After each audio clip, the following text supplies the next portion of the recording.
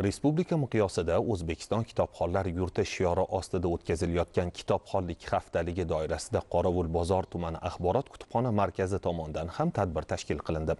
Kitobxon yoshlar va ijodkorlarni bir davraga jamlagan adabiy kecha tafsilotlarini navbatdagi lavhamizdan o'rin olgan.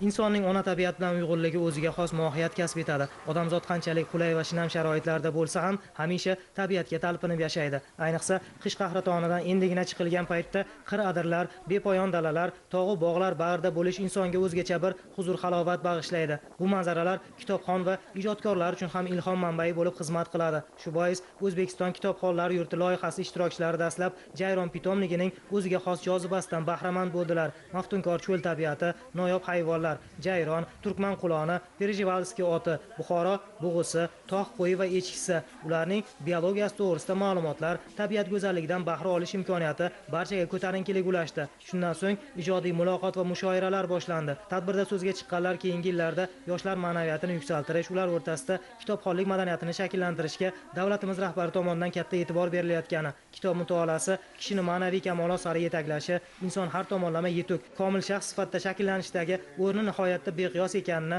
alohida ta'kidlashdi.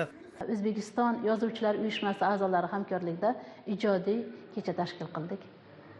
Bu yerdan maqsad avvalambor yoshlarimizga, tabiatimizga, ona tabiatimizga, vatanimizga mehr muhabbat ruhini singdirish, kitobxonlikni targ'ib qilish, kitobxon millat g'oyasini ro'yobga chiqarish. Shuning bilan bir qatorda yoshlarimizda shoirlarga, yozuvchilarga nisbatan hurmat va mana shu kasbga nisbatan ehtirom uyg'otish maqsadida tashkil qilingan. Jayron pitomligida tashkil etilgan sayr-u sayohat yoshlarning madaniy hordiq chiqarishiga, tabiatni asrab-avaylashga, o'z o'lkasiga mehr muhabbat ruhi, g'ururlanish hissini shakllantirishga ham xizmat qildi. Uchrashuv yakunida tadbirning faol ishtirokchilari, tashkilotchilar tomonidan munosib rag'batlantirildi.